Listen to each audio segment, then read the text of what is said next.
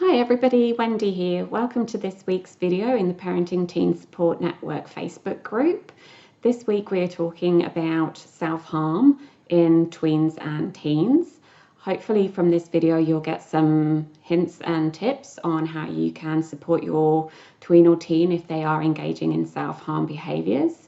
Hopefully this video will help give you some understanding on why they may be engaging in this behaviour, as well as some ideas on how you can support them, as well as taking care of yourself. I don't think there's anything really more confronting than seeing our child hurting themselves, and it can be really difficult to understand why they're engaging in this behaviour. So let's get started. Welcome to this week's video on self-harm in tweens and teens. In this week's presentation, we'll be covering what self-harm actually is, the reasons why your young person may be engaging in this behaviour, different ways that you might react and how we can try to manage your reaction to be able to provide the best support for your young person, and also how you can support your child through this really difficult time. So self-harm is a term used to describe somebody who is deliberately hurting themselves. If you're working with a mental health professional, it can sometimes be referred to as non-serious self-injury or deliberate self-injury. Those are some of the common terms that are used. Now, the most common method of self-injury is cutting, but other ways that young people can perform this behaviour is through poisoning themselves, burning with a lighter or a cigarette or a candle, pinching themselves, scratching, hitting, or interfering with the healing of a wound. Self-harm is more prevalent in young girls, especially those aged between 15 and 19. The latest statistics estimate that between 1 in 10 young people will engage in self-harming behaviours, again more likely to be girls than boys. This is considered to be quite a conservative estimate, and that the figures actually are likely to be a lot higher, but it's something that, especially if it doesn't require hospital treatment, isn't something that is recorded. So the reason why our young people engage in this behaviour can be very varied. Obviously, they will have their own reasons, but in general, it is a unhealthy coping strategy that they have developed in response to either trauma or significant emotional distress. It's usually because they're feeling something really intensely and it's distressing, and they just are unable to cope with what they're going through, and hurting themselves has become a strategy in where they feel a release. Through self-injury, they no longer feel the level of emotional pain and distress that they were going through, and in that way self-harm can actually become addictive. It can be their go-to because it gives them that kind of instant relief. It can be a really, really difficult behaviour to stop, and the young people, are going to need a lot of support, probably over quite a significant period of time. Now, there's something that I think is really important to share about self-harm. The majority of the time, obviously this isn't going to be true for everybody, but in the majority of cases, it is not attention-seeking behaviour.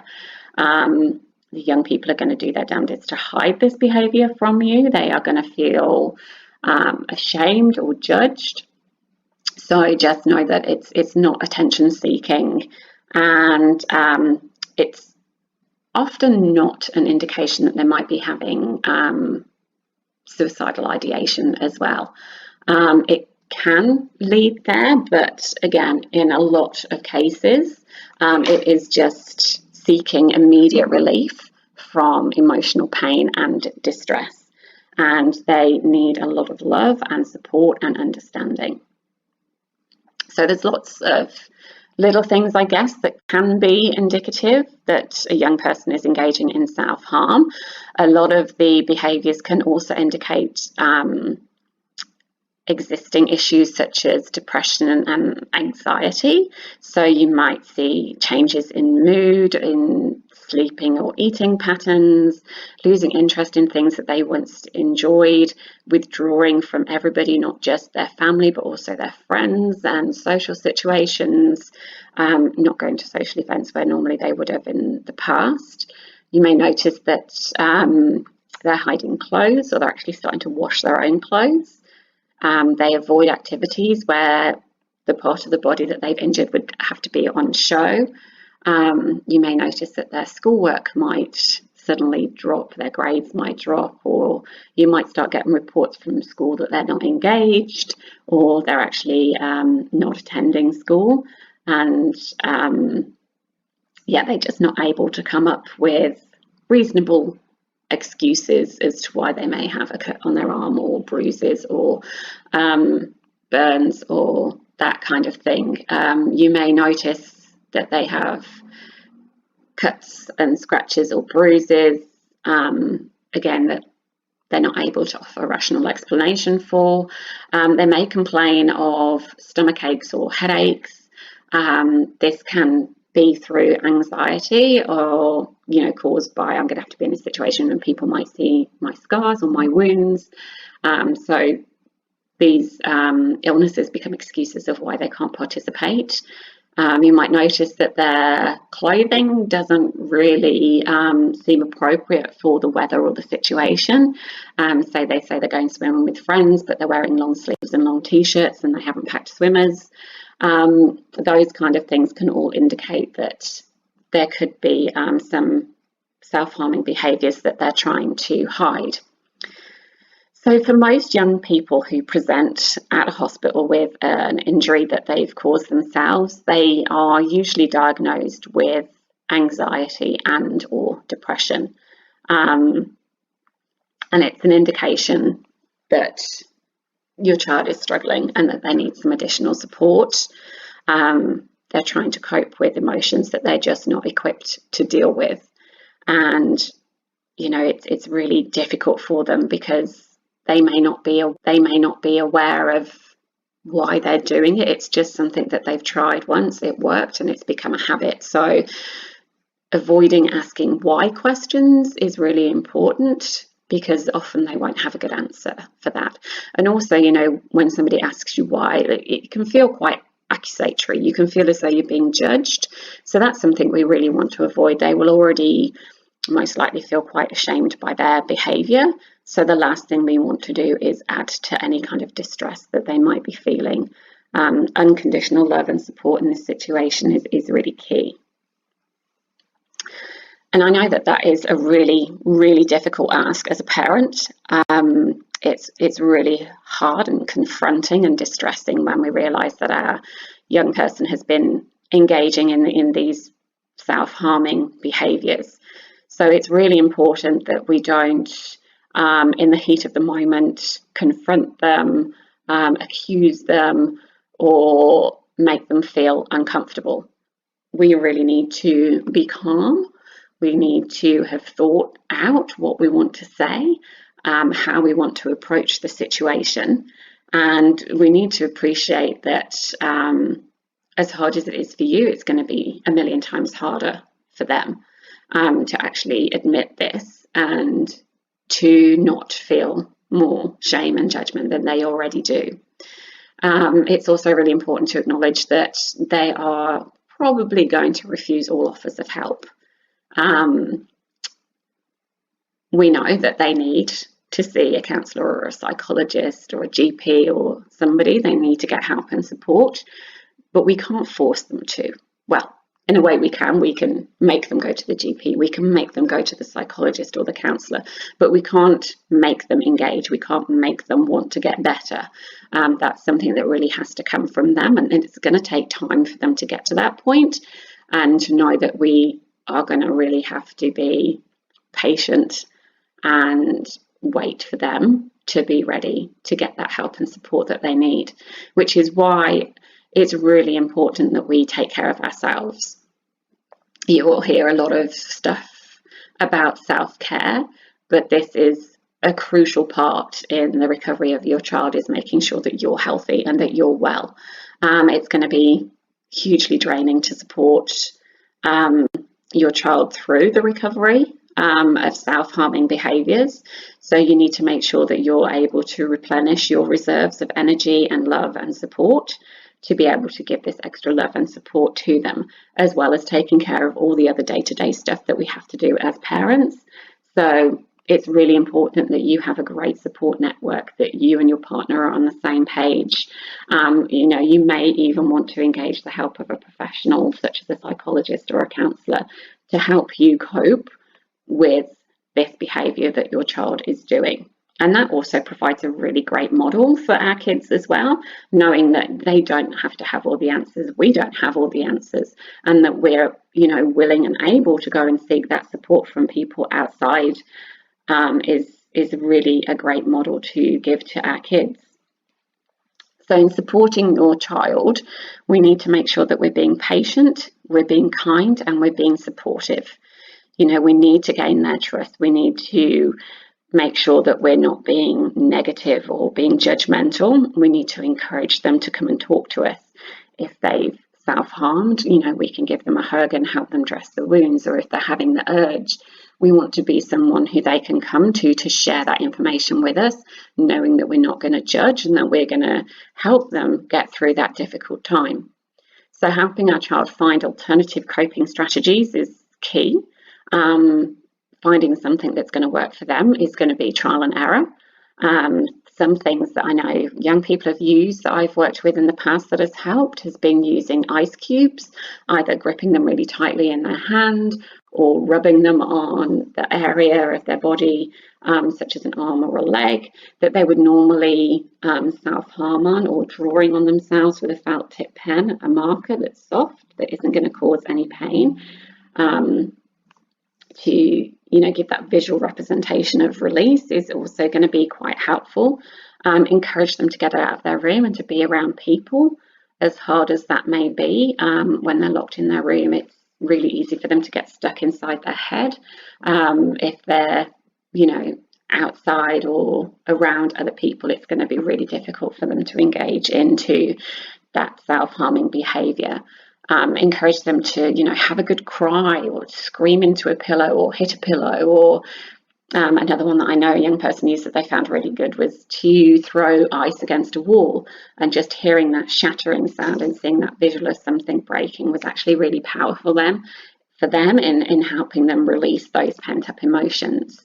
A really good tool as well is to, once they've found something that's worked for them, is to get them to write it down in their journal or record it on their phone, somewhere where they can access quickly to use these coping strategies that are healthier and not engaging in those unhealthy behaviours. This will also help them increase their self-awareness, to know what their triggers are and to recognise when those feelings are building, and to use those strategies before things escalate and get to the point where they're so internalised that they can't see any way out other than engaging in that self-harming behaviour. And knowing that these are all interim measures and that eventually they are going to feel as though they can go and talk to somebody. Like I've said before, we can't force them to go. For it to be effective, they need to be engaged and they need to be willing to accept the help from these external parties. So, they might feel ashamed or embarrassed or scared or judged.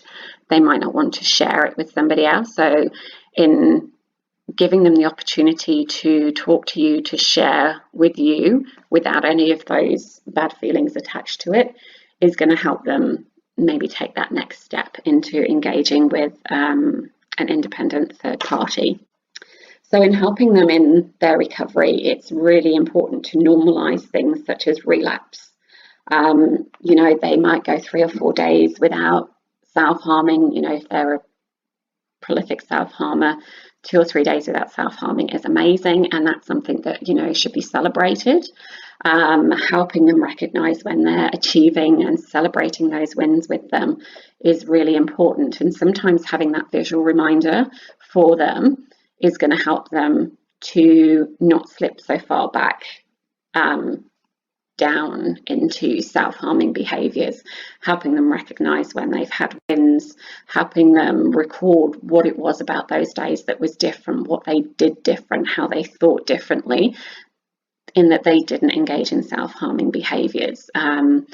You know, they're not back at square one if they relapse. They've actually built up some skills. So helping them acknowledge that that's happened and recording them and praising them and even rewarding them, you know, letting them pick what they're going to have for tea, or getting a takeaway, or helping them create something that's a visual reminder. Some things that I've used with young people is a paper chain. So they make a paper chain out of rainbow colours, and they get to pick a colour and create a new link in that chain every day that they are self-harm free. If they have a day where they engage in self-harm, they put a white, just a plain white link in that chain. So they can see that, wow, you know, I did 3 days before I self-harmed that time. Talk to them. That's great. That's amazing. That's 3 days. You know, what did you do in those 3 days? You know, how did you stop yourself from self-harming? You know, let's talk about the positives. Let's focus on the positives. That's going to help release the good hormones such as dopamine and serotonin, and those endorphins that are going to build their self-esteem and build their resilience and build their capacity to engage in the healthy behaviors. So I think that's, you know, something that we can really do as parents, is help them recognize their achievements and celebrate with them, and help them realize that, you know, they're doing a great job and that we're their champion and we're their cheerleader. So some important things to remember for yourself is to breathe before you react and before you speak. Don't rush in and end up saying something that you'll think on later and think, shit, that was the wrong thing to say. I wish I hadn't have said that. Take time to think about what it is that you want to say, that you want your child to know. This is a really difficult time for our child, and they are struggling, and they need us to sit with them through the discomfort. They need to learn that skill, that somebody is going to sit through their pain with them, that they are not alone. We need to be a calm port in their storm.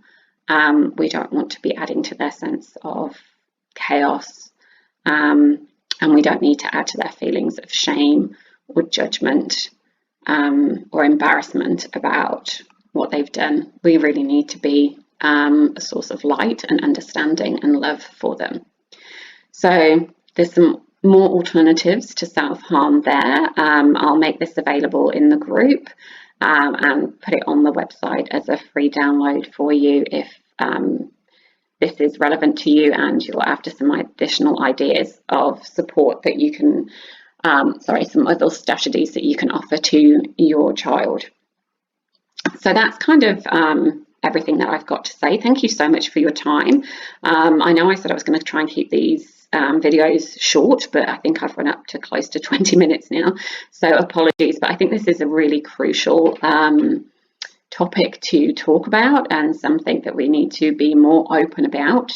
So thank you for taking the time to sit through this with me today. I really appreciate it. If you have any questions, or if there's something else that you would like to know, you can pop a question underneath this video, this post that will be in the Facebook group. You can send me a private message if you would rather keep it more personal, or you can email me at the address shown below. So thanks, guys, and yeah, I look forward to hearing your thoughts. Take care. Bye.